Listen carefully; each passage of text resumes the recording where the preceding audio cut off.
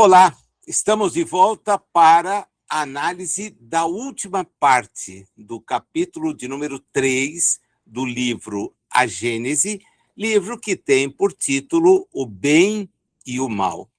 E a última parte, ela envolve a análise dos itens 20 a 24 e que diz respeito à destruição dos seres vivos uns pelos outros.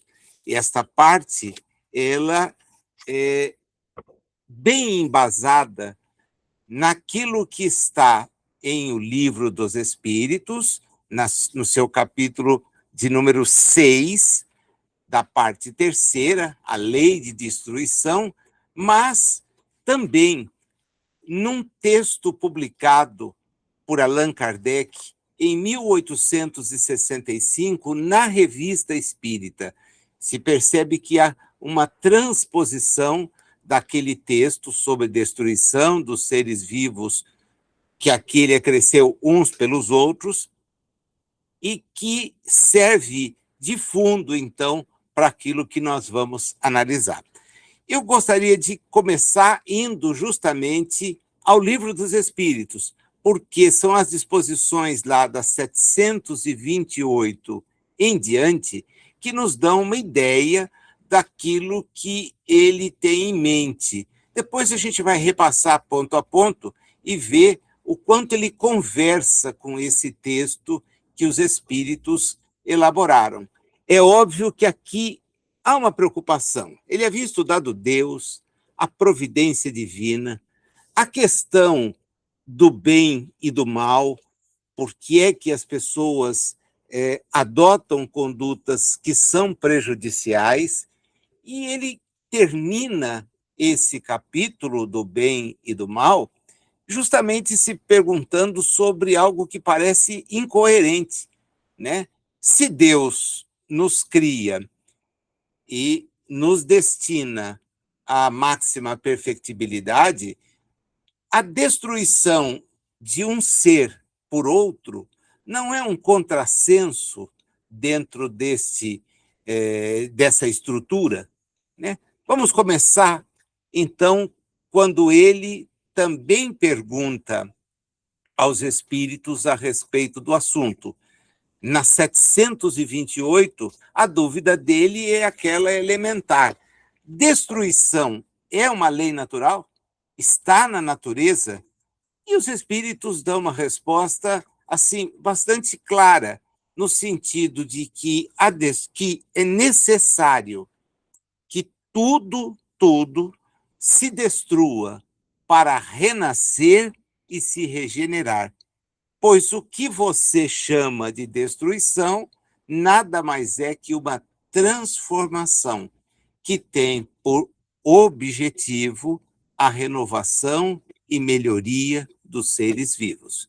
Então, veja, a resposta é extremamente lúcida, no sentido de que a nossa visão é uma visão muito limitada por vermos corpos. E não é este o propósito da justiça divina, não é essa a ideia da evolução, e também não foi o que disse Jesus quando insistia de que o reino não é daqui, né? O reino é espiritual, não é transitório, não é material. Material é uma parte. Ele pergunta, por acréscimo, o seguinte: isso então foi dado aos seres humanos, aos, aos seres vivos, perdão, destruírem-se por desígnios providenciais? E a resposta: sim. As criaturas de Deus são os instrumentos de que ele se serve para alcançar seus fins. Para se alimentarem, os seres vivos destroem uns aos outros, com a dupla finalidade: manter o equilíbrio na reprodução, que poderia se tornar excessiva, e de utilizar os destroços do envoltório exterior. Mas sempre só o envoltório que é destruído. Ele é simples acessório e não parte essencial do ser pensante. A parte essencial é o princípio inteligente, que é indestrutível e se elabora nas diferentes metamorfoses pelas quais passa. Essa questão nos remete necessariamente à questão de número 604. Tá? Então, a gente vai sair daqui da 728 e voltar um pouquinho, porque na 604 existe a resposta chave que a gente muitas e muitas vezes repete, fala, e ela nos dá a ideia de como a coisa talvez precise ser observada.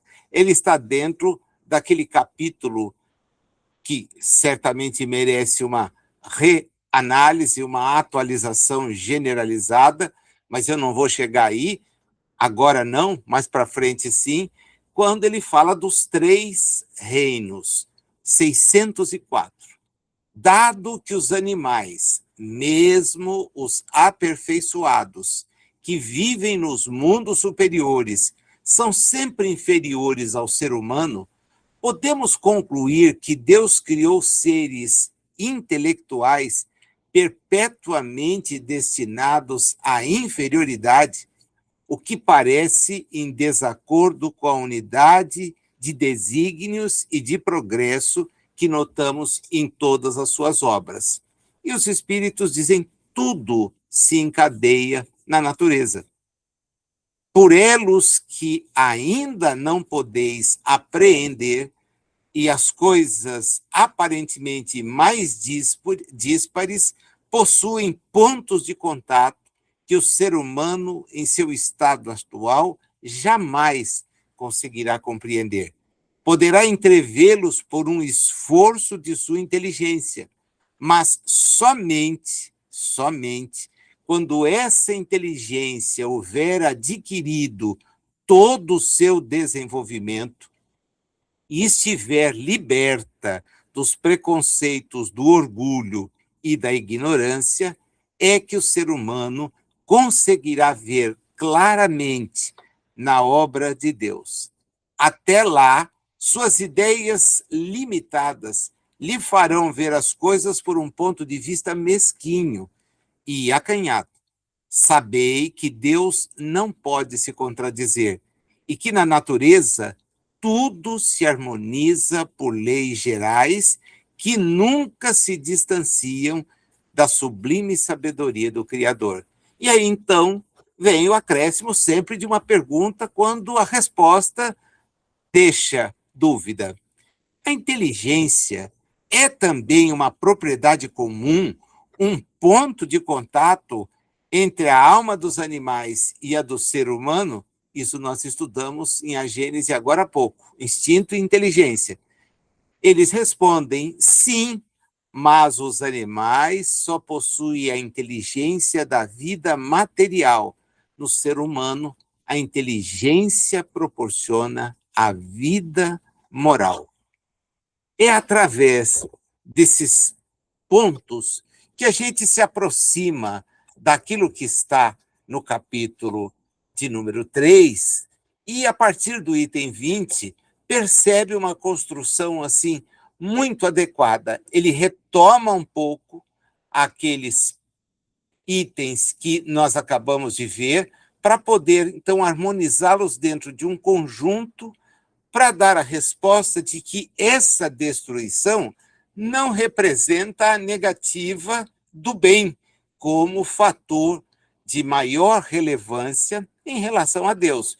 Não foi Deus que criou o mal, como nós vimos, é fruto da nossa imperfeição, mas essa questão que então poderia revelar um gesto ou um sinal de maldade, porque um corpo é destruído por outro corpo, ele então busca analisar para não deixar nenhuma dúvida e mostrar que há mesmo sabedoria em tudo aquilo que para nós, à primeira vista, pode parecer não ser.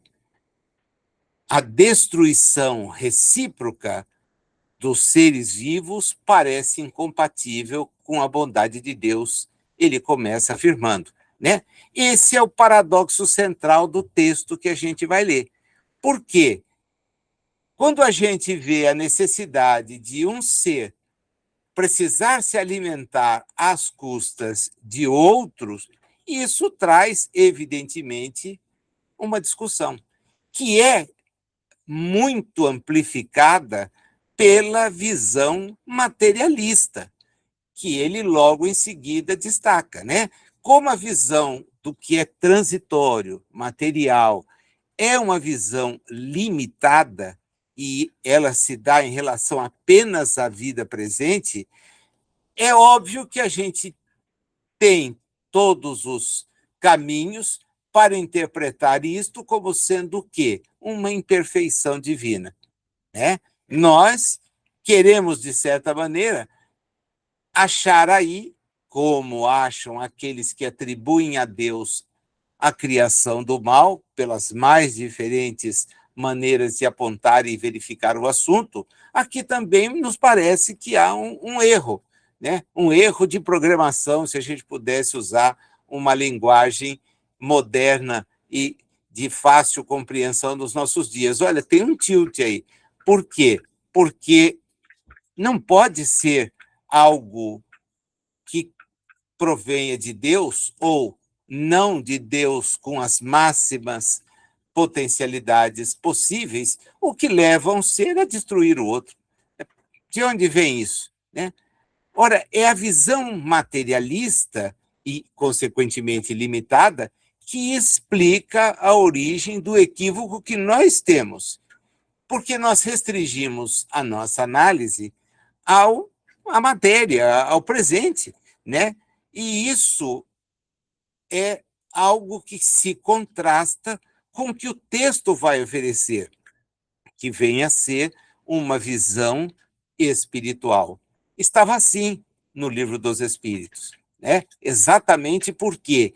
Porque lá ele também faz a visão e os espíritos, logo de cara, colocam as coisas assim de uma maneira muito nítida. Ó, você está vendo matéria, você está olhando invólucro. Isto não é por onde as coisas precisam ser vistas. A reencarnação é uma etapa das etapas que o princípio inteligente e o espírito, na sequência, vai trazer. Aliás, como eu falei nisso, vale a pena voltar lá no Livro dos Espíritos, porque na questão 607, ele faz essa análise bem categórica do sequenciamento, né? Foi dito que a alma do ser humano, em sua origem, corresponde ao estado de infância na vida corporal, que sua inteligência eclode com dificuldade e que ensaia para a vida. Isso é a questão 190, expressamente referida no próprio texto da pergunta. Onde o espírito realiza essa primeira fase? Na série de existências que precedem o período a que chamais humanidade, é a resposta. E ele, então, vem sempre com o complemento, né? A alma parece, assim, ter sido o princípio inteligente dos seres inferiores da criação. Já não dissemos que tudo se encadeia na natureza e tende à unidade? É nesses seres que estáis longe de conhecê-los todos, e aí já começa a dificuldade, né? Porque por mais que o homem catalogue as coisas do ponto de vista material, e aí estão todas as classificações científicas sobre o que é identificado, eles estão falando de algo muito maior, mas é muito maior. Então, por mais que a gente faça, você está longe de conhecê-los todos. É neles que o princípio inteligente se elabora, se individualiza pouco a pouco e ensaia para a vida, como temos dito. É, de alguma maneira, um trabalho preparatório, como o da germinação, por efeito do qual o princípio inteligente sofre uma transformação e se torna espírito. É então que começa para ele o período de humanidade. E com isso, três coisas que são básicas para a gente compreender. Primeira delas, a consciência do seu futuro. A consciência do seu futuro. Segunda, a distinção entre o bem e o mal. Tudo relacionado com o que a gente está estudando. E terceira, a responsabilidade sobre seus atos. Assim como após a infância vem a adolescência e, em seguida, a juventude e, enfim, a idade madura. Nada, aliás, nessa origem que deve humilhar o ser humano. Os grandes gênios se tornarão humilhados por terem sido fetos informes nas entranhas de suas mães? Se algo deve humilhá-los, é a sua inferioridade diante de Deus e sua impotência para sondar a profundidade dos seus desígnios e a sabedoria das leis que regulam a harmonia do universo. Veja que ele está falando sobre grandes gênios. Grandes gênios.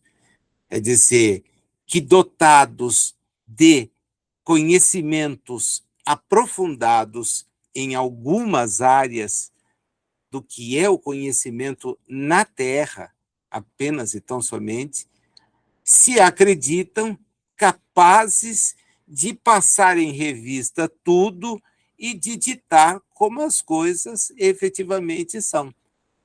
Então, isso aí é um furo fenomenal, fenomenal. Você não pode partir por aí porque você vai se dar mal nesse tipo de raciocínio, né? O orgulho vai justamente nos fazer deixar de enxergar as coisas. Então, o sujeito faz a leitura do mundo como se ela fosse uma leitura que cabe na capacidade dele de interpretar e não admite visão contrária. Não admite visão contrária. Então, essa é uma questão, assim, bastante interessante, né? Supor que Deus, termina ele, tenha feito algo sem objetivo e criado seres inteligentes sem futuro, seria blasfemar de sua bondade, que se estende sobre todas as criaturas. Aí a pergunta B é só para a gente ficar sossegado, né? Porque isso começa na Terra. Não, para com isso. A Terra não é o ponto de partida da primeira encarnação humana.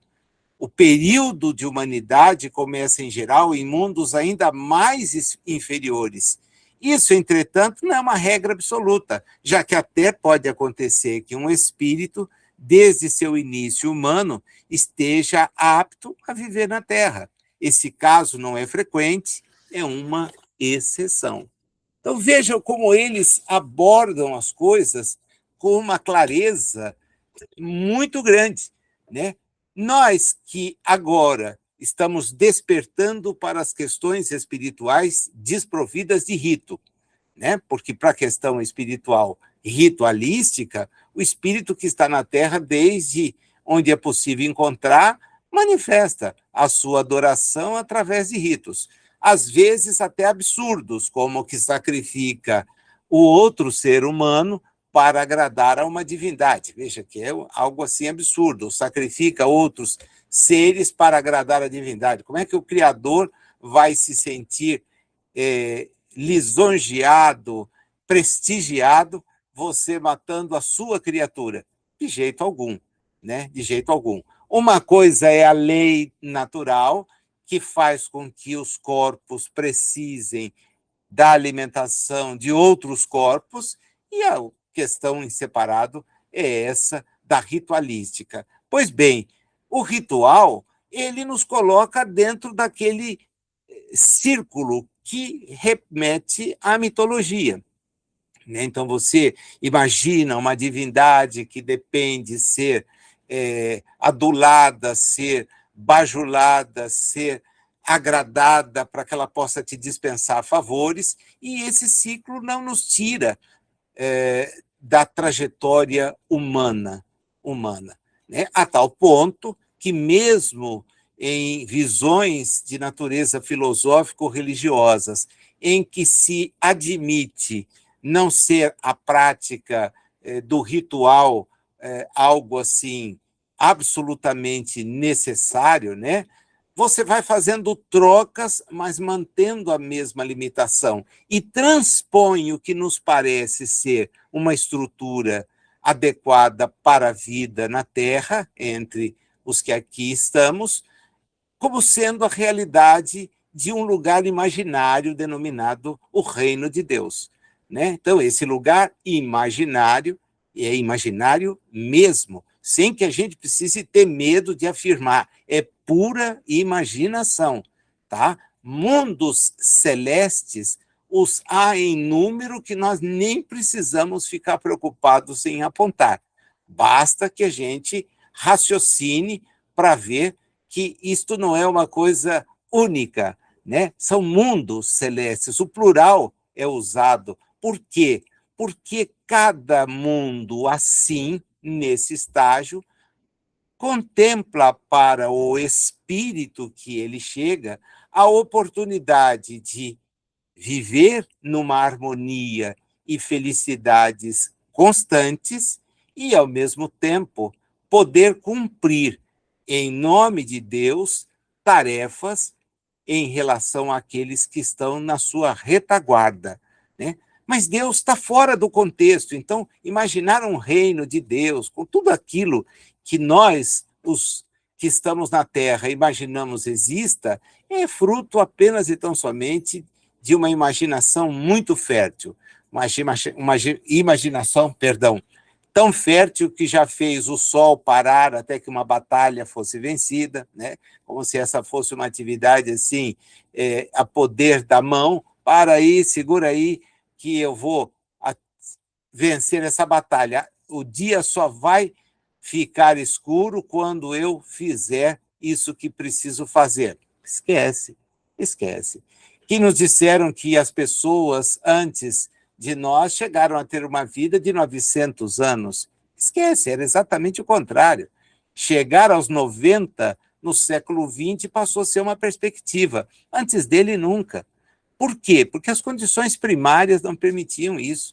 Então, essas mirabolices, essas coisas feitas para ter uma história, para ter algo de que se orgulhar, bem típico do ser humano, né, que quer justificar, inclusive, linhas genealógicas, né, como se espírito procedesse de espírito. Não, mas eu tenho na minha história familiar um duque. Bom, sim, tá, beleza. E quem é esse espírito? Pode ter sido até mesmo você. Você tem tanto orgulho dessa situação, às vezes foi você mesmo no passado, o próprio duque. Agora, o fato é que esse tipo de construção só revela a nossa pequenez. Quer dizer, nós não conseguimos enxergar além do próprio nariz. A coisa é muito limitada, ou do umbigo, como dizia minha avó. Olha o umbigo, o próprio umbigo. E isso, então, faz com que a gente não consiga entender, né? Quem olha o material, quem olha o transitório, não vai conseguir sair. É o ponto que ele critica agora lá, voltando para o 20. Os homens julgam a perfeição de Deus pelo critério humano, crendo absurdamente fazerem melhor, né? Isto tem um nome técnico, né? Antropocentrismo. Antropocentrismo. Destacando a presunção humana como a grande barreira para a gente interpretar, compreender a obra divina. Né? A nossa presunção. Então, nós achamos que dá para resolver as coisas assim. Né? E isso é um equívoco.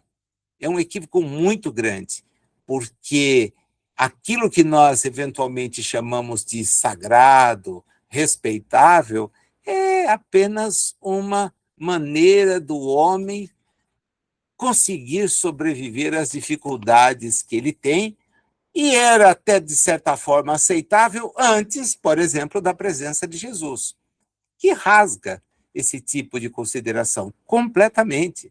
Mas é completamente. As topadas que Jesus deu em relação àqueles seus interlocutores, muitas das quais aparecem nas linhas dos textos escritos vários anos depois, né, elas deixam evidente. Olha lá, episódio de se usar o sábado que não fosse para o repouso. Você está confundindo as coisas, né? O sábado foi feito para o homem. É uma maneira de observar o tempo. Hoje nós já usamos o domingo.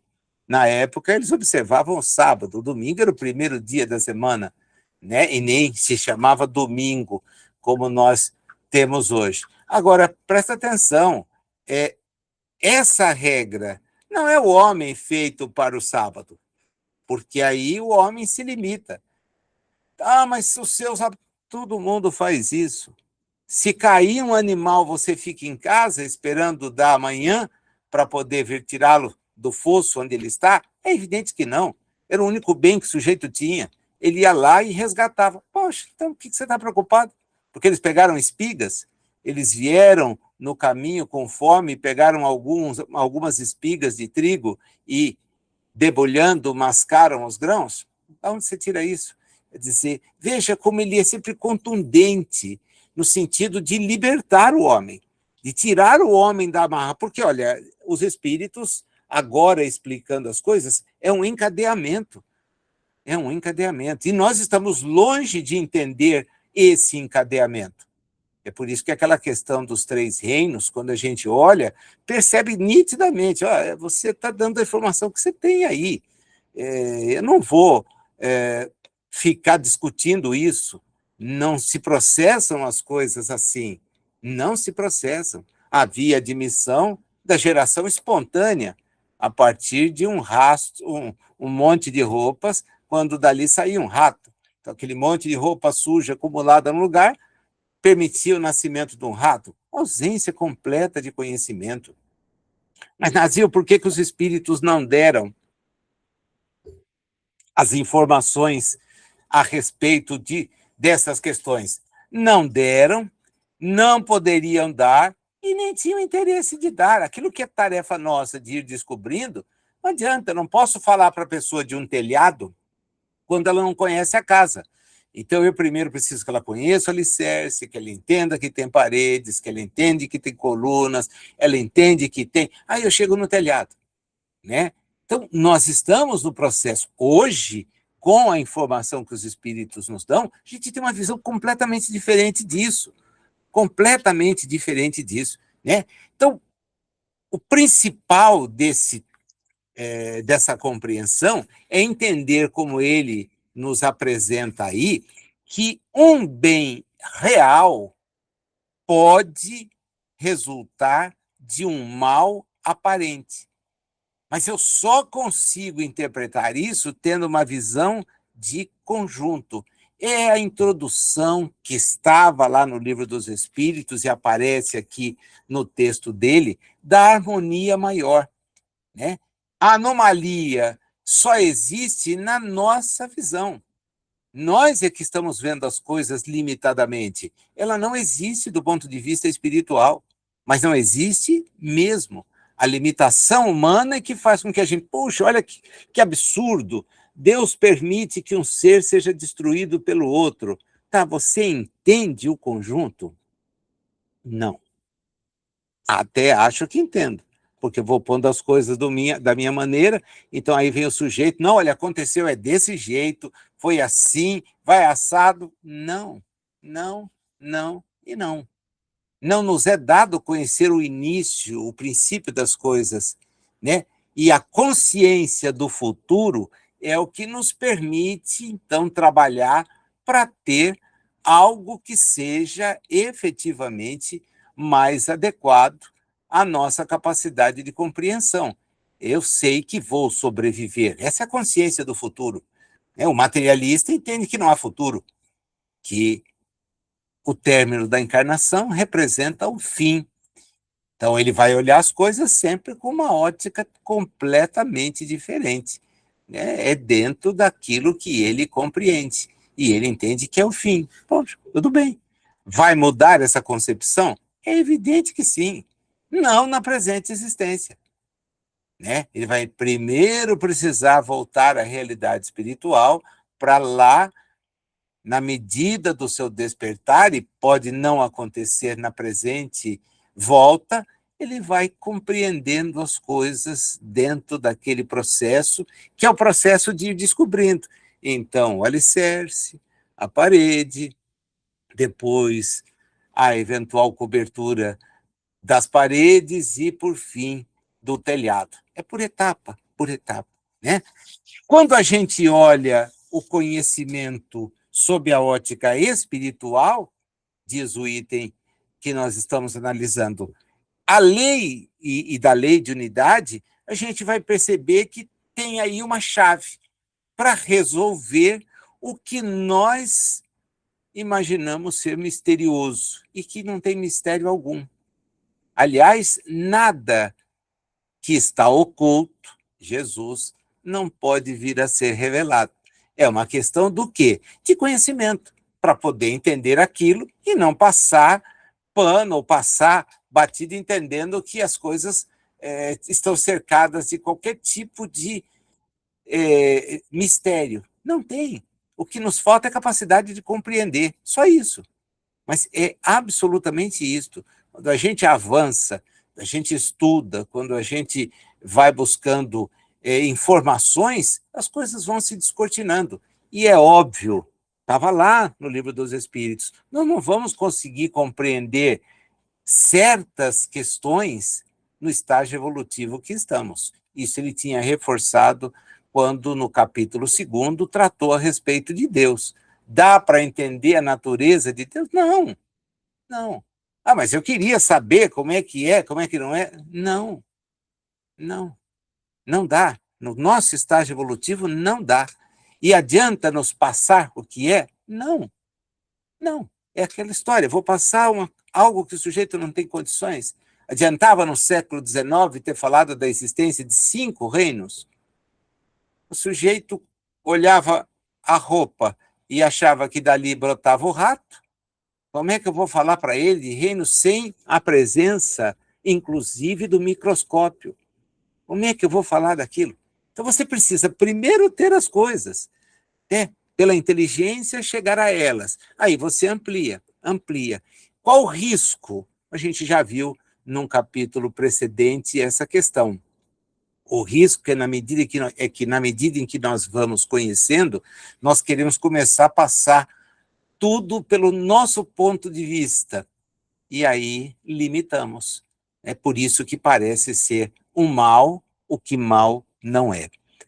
No tópico 21, ele chama a nossa atenção para o fato de que a verdadeira vida reside no princípio inteligente, que preexiste e sobrevive ao corpo, e que precisa dele para se desenvolver pelo trabalho na matéria. Esse é o cerne da visão espiritual. Ele contrasta o transitório do corpo com a imortalidade do que é espiritual. E isso resolve o aparente paradoxo da destruição, porque eu estou olhando corpos. Quem olha corpos tem uma determinada visão. Quem olha espíritos tem outra. Veja que nós comemoramos hoje um aniversário do Livro dos Espíritos, né? Estamos chegando há 169 anos da sua publicação. É isso, né? 169, se não fiz a conta errada. 169, 159, não, 169, 1857, tá certo. 179 anos. Agora me perdi. Faz a conta para mim depois. Me perdi, fui fazer aqui o raciocínio. O fato é que essa distinção, esse número de anos, faz com que uma obra que já poderia ser 169, pegado, essa distinção que nós já poderíamos ter aprendido a ter, deixamos de lado, né? É uma obra que ainda é vista com um ranço de desconfiança e que os espíritas, sem conhecê-la, entendem deva ser modificada, né? Sem conhecê-la. O sujeito não estudou a fundo, não, mas precisava alterar isso aqui, porque isso aqui não está de acordo. Olha, a atualização nunca foi problema para o espiritismo. Nunca foi. Acabei de falar dos 3 reinos. Ninguém que vai estudar hoje vai analisar a questão sob o ponto de vista dos 3 reinos. Existem outros reinos, né? Então a gente não precisa ficar ali, mas olha, está falando de animais, plantas, homens. Era o conhecimento científico da época. Da época. Quando a gente tem informação, isso se amplia. Evidente que o reino humano continua sendo presente naquela classificação, mas para todos nós, a informação que chega é a espiritual. A verdadeira vida reside, então, no princípio inteligente, o espírito, como agora há pouco nós destacamos, né? O corpo, e aqui ele cria uma analogia muito interessante, né? De trocar uma roupa. O corpo se consome no trabalho. Agora, o espírito se fortalece e ele segue adiante. Então, você troca as vestes, mas continua o que é o espírito imortal, né? Essa é a chave. Então, não importa quantas vezes a gente troque o envoltório físico, não importa, né? Porque o que é relevante é o reino não ser daqui, né? É a demonstração de que o espírito sobrevive ao corpo e não sobrevive numa condição de ficar escondido esperando alguma coisa, sobrevive atuando. É o que demonstra Jesus. Não, olha, voltei, né? Conversa, instrui, acalma, orienta e despacha todo mundo. Agora vamos fazer o que precisa ser feito, né? Que é levar essa mesma mensagem para pessoas que não conhecem, porque senão você vai morrer aqui. Então vocês vão saber e mais ninguém. Mas a gente vai como cordeiro no meio de lobo. É isso aí. Todo mundo que estiver pensando em fazer um bem num mundo em que o mal é que predomina, vai ter muita dificuldade. Mas é muita dificuldade mesmo. Vai ser agredido gratuitamente, só porque a sua visão é uma visão de procurar enxergar um lado bom das coisas. Não, isso não é possível. O mundo é mal. É mesmo. A predominância do mal é uma característica de estarmos num mundo de expiações e provas, em que os rasgos do bem ainda são diminutos, mas muito diminutos. Então, essa destruição recíproca, né, ensina os homens a quê? Olha, não dá tanto valor assim para o que é transitório e desejar mais o espiritual, né? É um propósito de natureza pedagógica, se a gente pudesse usar uma expressão que é fácil, né, de compreender, que é a pedagógica, a pedagogia, porque Deus dá a esse fenômeno um, um caminho. Você, então, tem aquela destruição com um propósito, que é o propósito de não permanecer estacionário, é evoluir. Mas se eu ficar aqui 900 anos, eu vou crescer. Talvez do ponto de vista espiritual, nada. Absolutamente nada. Há uma tendência, por incrível que possa parecer, de supervaloração da experiência transitória, a tal ponto que o sujeito fica imaginando em descobrir uma fonte da juventude, em descobrir algo que mantém o seu corpo para sempre nas condições que ele tinha numa idade bem distante daquela que ele tem hoje, e tudo mais que nós encontramos, e que não nos deve trazer perturbação. Porque, puxa, fulano conseguiu, rejuvenesceu, e perepepe. O que interessa é o espírito. Os corpos têm a sua finitude, né? Então, qual é o norte? O norte. Para compreender as coisas, nós precisamos entender que elas não são como nós imaginamos, tá? Temos que agir de maneira humilde e devemos confiar na providência divina. É como ele amarra o item, aquilo que ele já explicou sobre a providência. Ela existe, ela provê a tudo.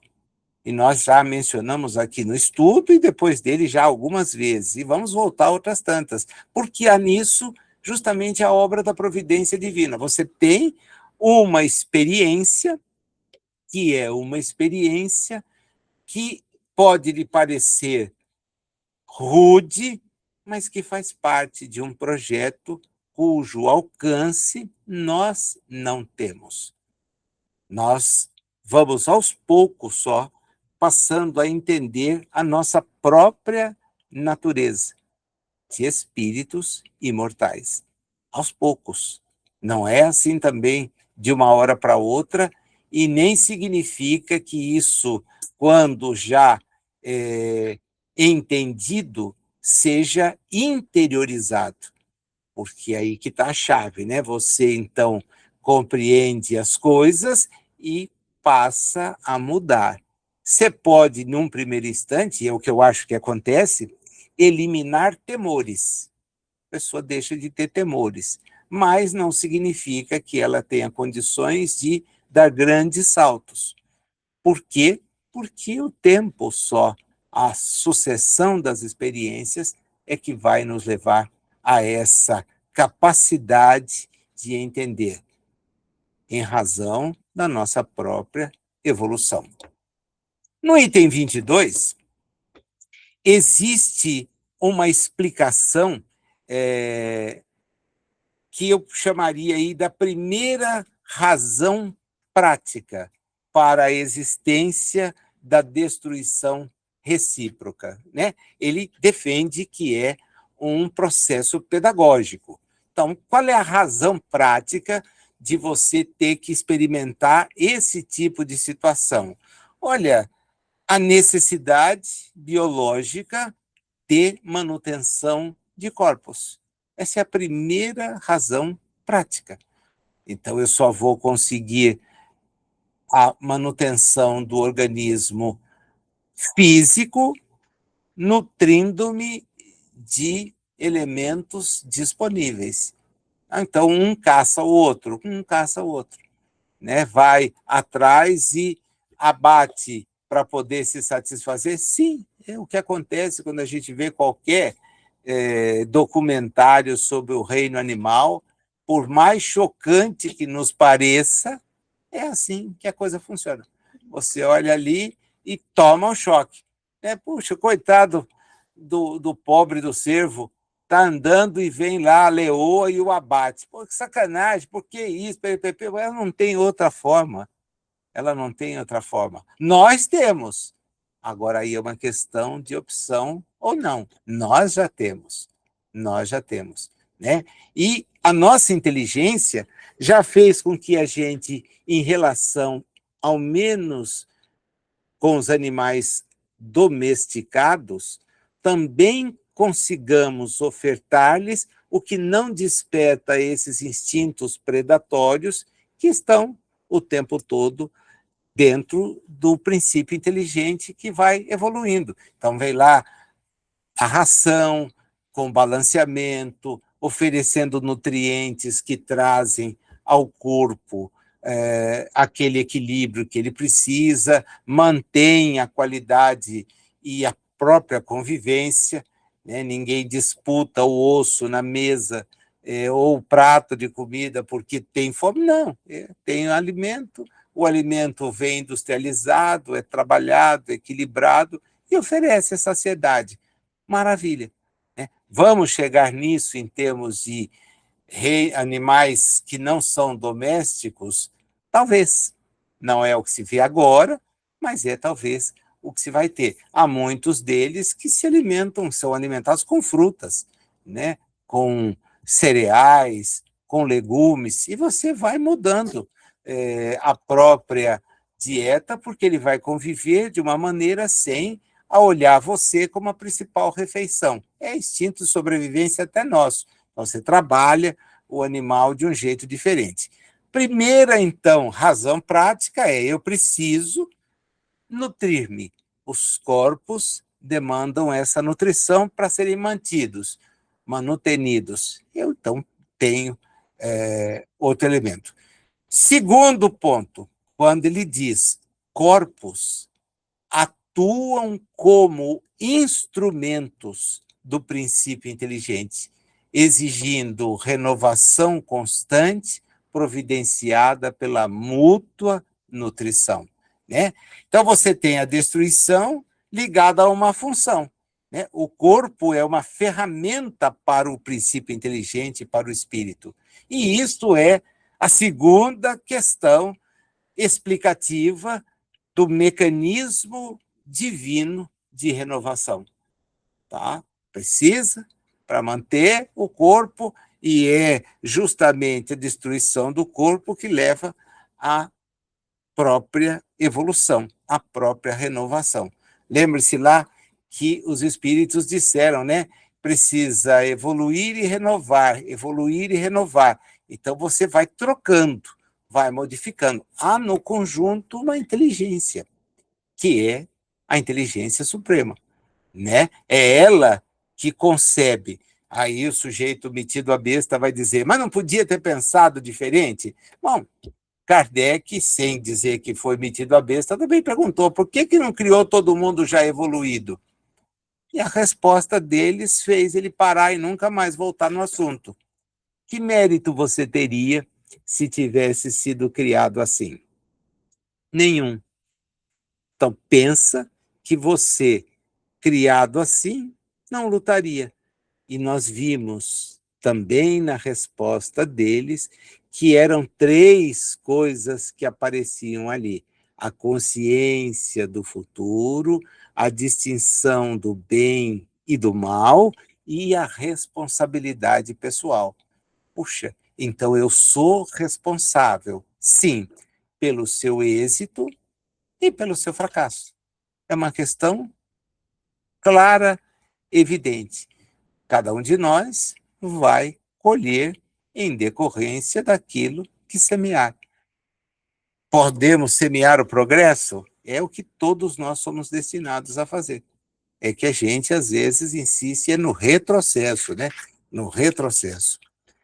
Os seres nutrem-se uns dos outros, diz ele no 22, porque é o corpo que se nutre do corpo, mas nada aniquila ou altera a parte espiritual, né? O processo só envolve o envoltório material, né?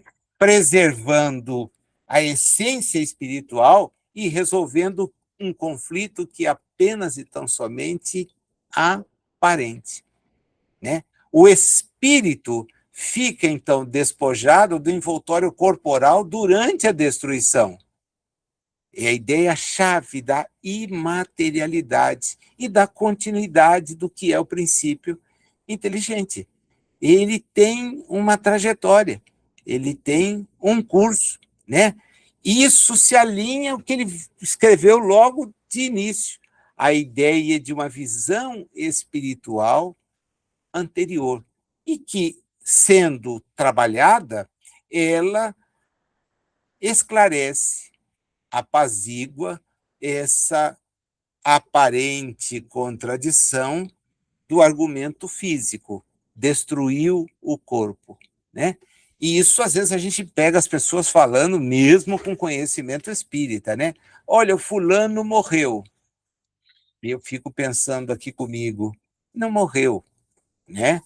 Não, morreu, eu fui lá no sepultamento dele. Não, você compareceu, e isso é algo bastante louvável, no sepultamento do seu corpo. Mas o fulano não é o corpo. Ele estava provisoriamente ocupando mais um corpo. Mais um corpo.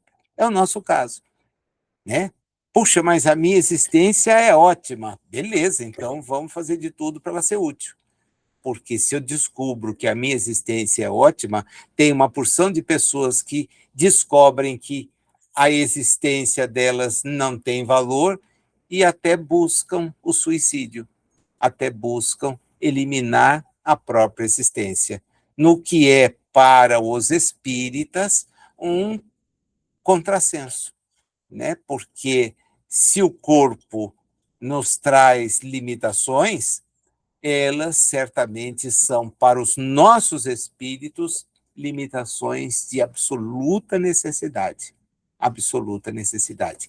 Enfrentá-las com galhardia, com perspectiva de superação, é que é a chave. Sempre é a chave. A gente passa pelas provas imaginando poder vencê-las, não desistindo diante da gravidade de alguma delas. É essa a lição que se insiste em divulgar quando se olha a ideia do suicídio, da eutanásia, para dizer, o que se está vendo trazer limitações é o veículo físico, é o corpo. E nós não somos o corpo, não somos. Então, se a gente entende as coisas assim, até supera a adversidade da moléstia. Logrando ou imaginando que vai vencer todas, esse é um bom propósito, mas a gente sabe que não funciona assim, né? Porque há um momento em que os nossos corpos ficarão, vão voltar à estrutura que compõe o ambiente ao qual nós regressamos mais uma vez. Volta para lá. E nós? Não, nós seguiremos íntegros. O nosso espírito seguirá íntegro.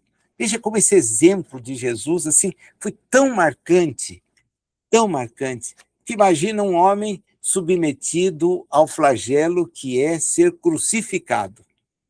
O que aquilo representava em termos de dor corporal, de sofrimento, e ele então volta ainda perispiritualmente, trazendo sinais, porque era coisa de 2 dias, 3 dias, uma semana, se apresenta assim para ser reconhecido, mostra aquilo, diz, olha, sou eu, fica tranquilo, eu disse que voltaria.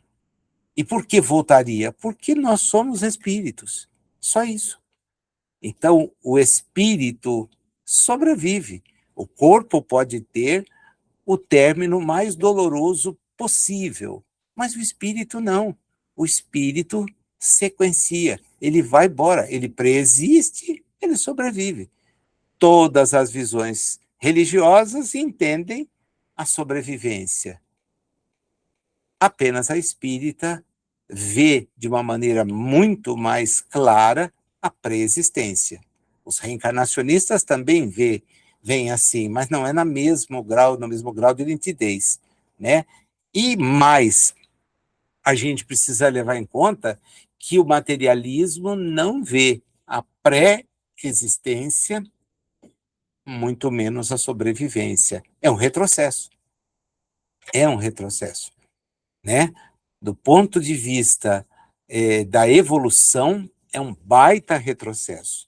Não significa que aquelas ideias espiritualistas fajutas, né, sejam lá grandes contribuidoras, e talvez por isso tenham sido tão rejeitadas.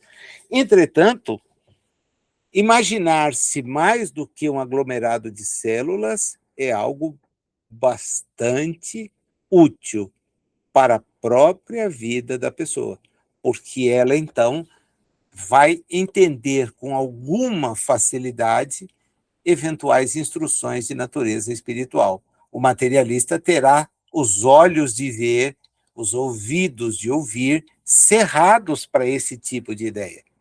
Então, a tendência é viver num grande casulo, sem nem mesmo compreender aquilo que lhe ocorre quando do regresso à realidade espiritual.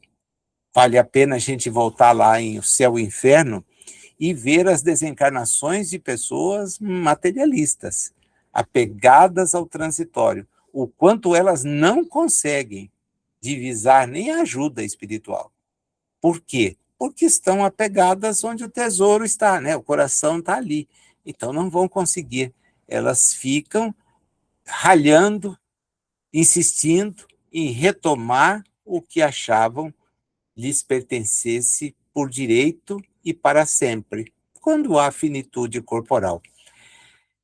No 23, ele passa a trabalhar o aspecto superior, ou aspecto moral superior, né? Saindo do debate puramente físico e justificando a destruição como meio de progresso espiritual.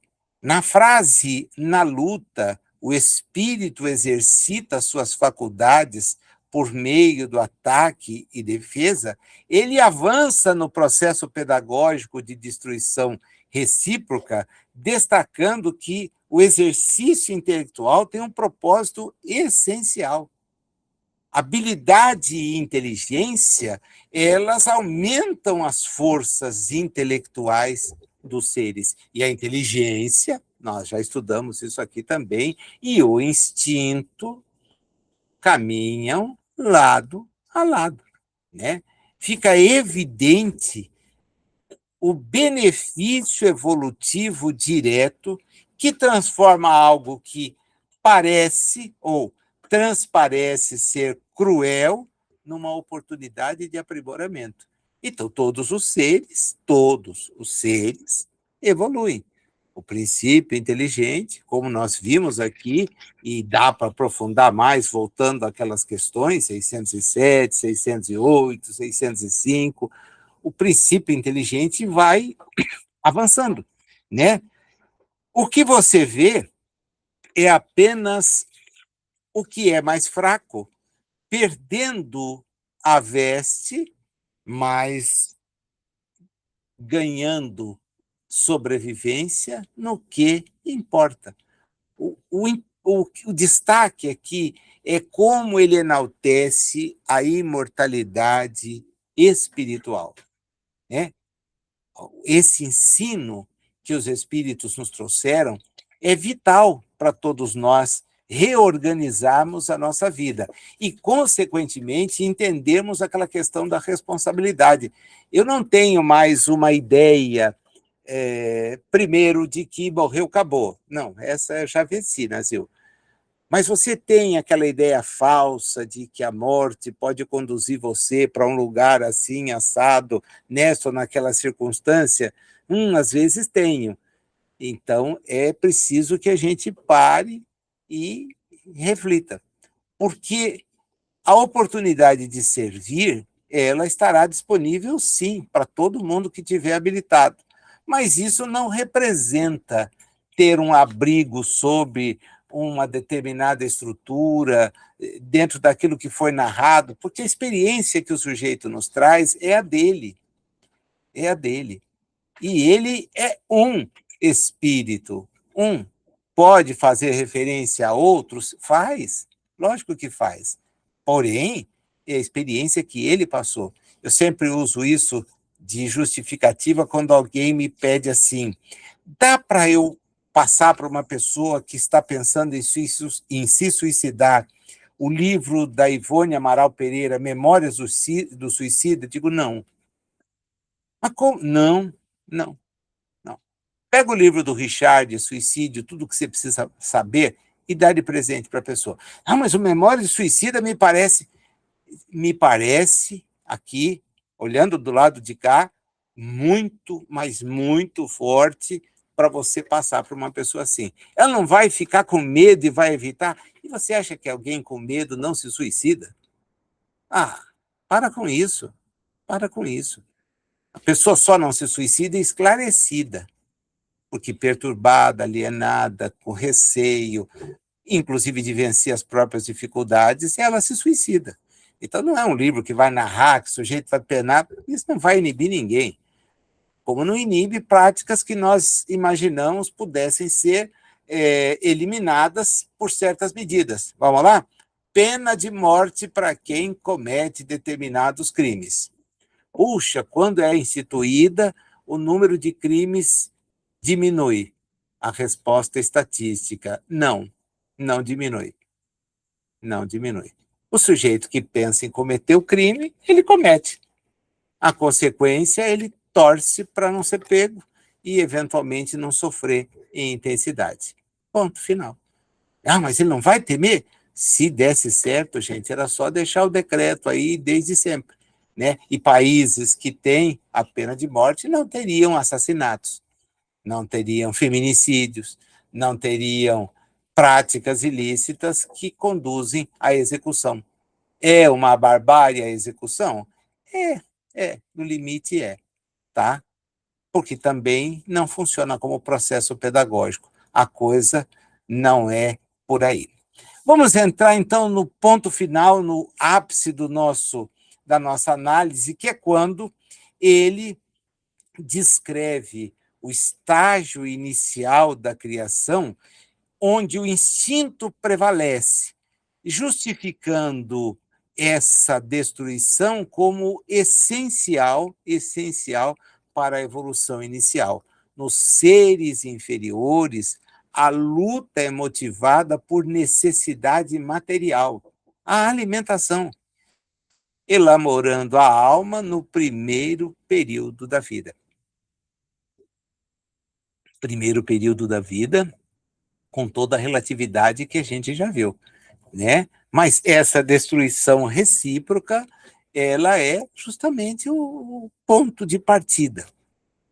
Aí ele passa para mostrar que a progressão do homem no reino nominal, ela deve sair do material para o moral e para o intelectual, né?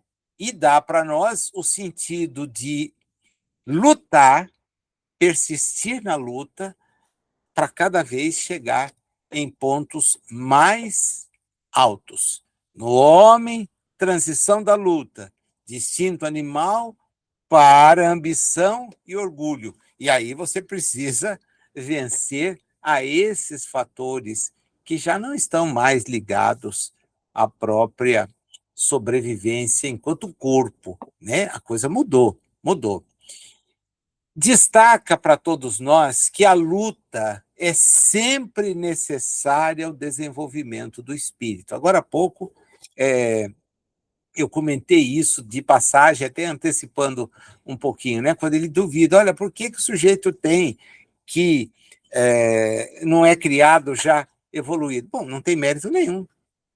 Não tem mérito nenhum. Então, a luta é necessária e, olha, a gente vai percebendo, pelas leituras que faz, por aquilo que está no Livro dos Espíritos, que ela existe mesmo em estágios avançados, porque a luta deixa de ser corporal, né, e passa a ser a luta para obter o moral e o intelectual. E essa é uma luta que não termina. Não termina. Nós não podemos imaginar que toda essa capacidade de conhecer se limite ao que nós temos no mundo de expiações e provas. Nós temos muito conhecimento, mas estamos longe de compreender as coisas. Né? Olha, tem coisas que você não vai compreender agora. Então, você vai ter sempre que se esforçar para ter um conhecimento intelectual e melhorar-se moralmente. Esse é o desafio de todos nós, sempre. Se Deus é a máxima perfectibilidade, a máxima perfeição de tudo, e nós temos que buscar chegar ao máximo, a gente sabe que o caminho é longo. Há muito por compreender e muito por melhorar-se.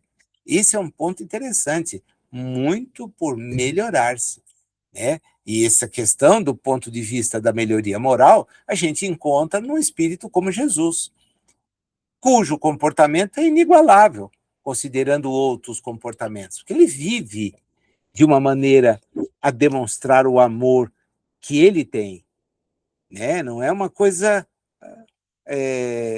fajuta, né? Limitada, não. É um amor incondicional, uma maneira de portar-se que choca. Por quê? Porque não, nada ali ao seu lado, e nem hoje, autoriza ou estimula que as pessoas adotem a mesma coisa. Não, eu não vou fazer, né? Não vou me cuidar. No estudo do Evangelho do Vicente de Paulo, na última vez que eu tive essa chance, a mensagem falava exatamente sobre quem segue, né?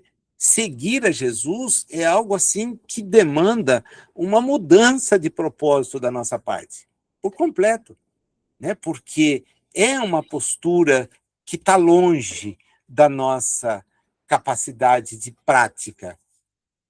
Pode até vir a ser desejada, porém praticada é complicadíssima, porque a gente não consegue ainda, tem limitações.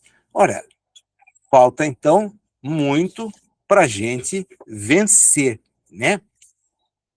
Ele deixa evidente que o argumento central contra as visões materialistas se faz justamente mostrando o encadeamento das leis naturais. Destruição não infirma a sabedoria divina. O materialismo ignora o princípio espiritual e, portanto, ele é autodestrutivo, né? Ele se autodestrói, porque ele considera aquilo que não tem condições de ser perene. Não existe como perenizar o transitório. O que é perene é o espiritual, não o transitório. Então, ainda que o sujeito pudesse viver como alegoria, disse, viveu Matusalém, 900 anos sem calendário. Quer dizer, fica complicado a gente imaginar essa contagem. Mas vamos lá, vamos admitir, ainda que fosse possível. O primeiro seria uma aberração, né? Porque as condições de vida não permitiam viver 90. Ah, mas ele viveu 900. Tá bom. Tem outra? Tenho essa. Tá, e os 900 representaram para ele o quê? Né? Quanto de progresso espiritual? O apego ainda era forte, a necessidade... Se estava na Terra, pode ter certeza que não tinha a evolução espiritual que nós imaginamos. Assim como não a tem os espíritos que trabalham na Terra. E que, às vezes, as pessoas tomam como entidades celestes. O único espírito celeste marcou até a forma da gente contar as coisas, ainda que equivocadamente, mas marcou. Por quê? Porque o seu exemplo, a sua vida, a sua maneira de portar-se chacoalhou tudo que nós pudéssemos prever. O ponto mais bonito do 24, né, é quando ele diz que o progresso de natureza intelectual, né, vai superar o materialismo. Né? Quer dizer, será uma morte interna. Porque eles olham, o materialismo ajudou a superar o fanatismo, porque aquilo não satisfazia a razão. Então, o fanático passou a ser isolado. Né? Essa é uma questão interessante a gente perceber, porque ao combater essas ideias de fanatismo, a inteligência mostrou que precisava ver as coisas um pouco diferente. Não, mas você tem que acreditar, você vai morrer. Bom, eu vou morrer. Né? A morte é o fim de tudo, acaba tudo, então prefiro, não é isso. Né? Essa contradição interna é muito interessante, essa antevisão dele. Né? O progresso intelectual vai superar o materialismo e, consequentemente, o próprio fanatismo foi superado assim. Então, a gente vai ter um avanço das ideias e, consequentemente, a visão espírita representa hoje uma contribuição extremamente lúcida para esse tipo de coisas. Ajuda, né? Fala a razão. Olha, você lê em reencarnação, você lê justiça divina, você vê destruição de corpos como sendo uma coisa apenas e tão somente ligada a uma área e não ligada à própria essência. É o corpo, não a essência. Né? Então, acho assim, o texto traz para nós pontos que a gente pode sintetizar rapidinho para poder guardar toda essa contribuição de Allan Kardec. Num resumo muito simples, há um paradoxo, mas que é aparente, né, na destruição recíproca. Porque se isso parece ser incompatível com a bondade divina, a gente aprende que é só a nossa visão limitada que faz pensar na existência desse paradoxo. A vida verdadeira está no espírito imortal, naquele que preexiste e que usa o corpo transitório apenas e tão somente para avançar. Né? Ele tem uma nova oportunidade. Nós estamos tendo mais uma. Né? Oxalá seja que melhor já tivemos, porque vai nos permitir aproveitar toda essa informação e avançar. O propósito físico, ele se limita à questão de nutrição, renovação de corpos e se faz através da mútua destruição. Esse é o propósito físico. Agora, e o moral? Ah, não. Esse mostra que a luta faz com que a gente exercite faculdades, a inteligência, o senso moral, e isso nos leva a uma evolução de natureza espiritual. Não existe, portanto, o progresso sem a luta. Ele está lá na questão instintiva material dos reinos inferiores, está no homem primitivo, e é de natureza intelectual e moral no homem mais avançado. Então, Deus, eu acho que essa conclusão amarra o capítulo que a gente está com o capítulo precedente, né? Deus não se contradiz. Ele é infinitamente justo e sábio. As suas leis, as suas regras, elas só são compreendidas dentro de uma unidade, né, de um conjunto, que nós temos que admitir, não nos é dado entender, compreender. Não dá. Né? A gente vê uma pontinha e tenta, com essa pontinha, fechar aquilo que não dá para fechar. Né? Porque é apenas uma visão eminentemente limitada. E é tão limitada a ponto da gente dizer, tudo se resolve pela destruição de um ser pelo outro, pela destruição de um corpo para a manutenção de outro, mas não do princípio inteligente que neles está. Este não é destruído. Né? Eu falei aqui de um texto da Revista Espírita, e acho que não dei na hora a fonte, né? É de abril de 1865. Quem tiver a Revista Espírita, em abril vai encontrar um texto muito, mas muito próximo a esse, é quase uma transposição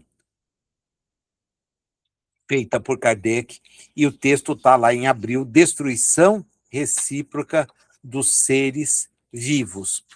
É nesse propósito que a gente, então, consegue entender as duas coisas, né? É como ele pega a revista, trabalha, coloca para pensar. E aqui ele, então, liga com o que ele havia escrito no capítulo precedente, que é justamente a respeito de Deus. Na figura da providência, no aspecto didático das leis divinas, que nós podemos não entender e muito menos compreender pela nossa pouca evolução. Na medida em que avançarmos, ficará tudo muito mais fácil. Termina aqui o nosso estudo do capítulo 3º.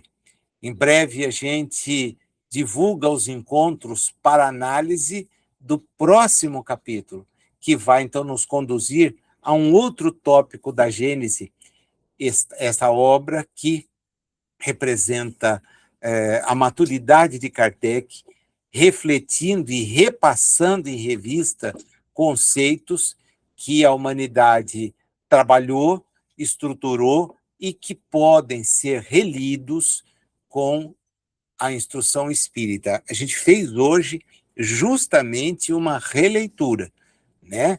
Para aquele que não enxerga as coisas desse ponto de vista, fica tudo meio sem sentido.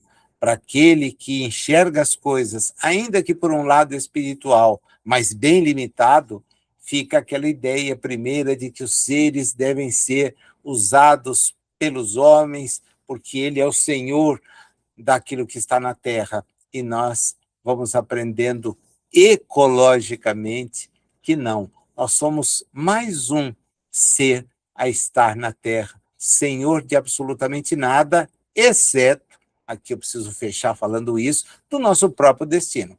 Nós somos senhores dele. É a única coisa que importa, tê-lo sob um bom prumo para a gente aproveitar. Obrigado pela tua companhia e até a próxima.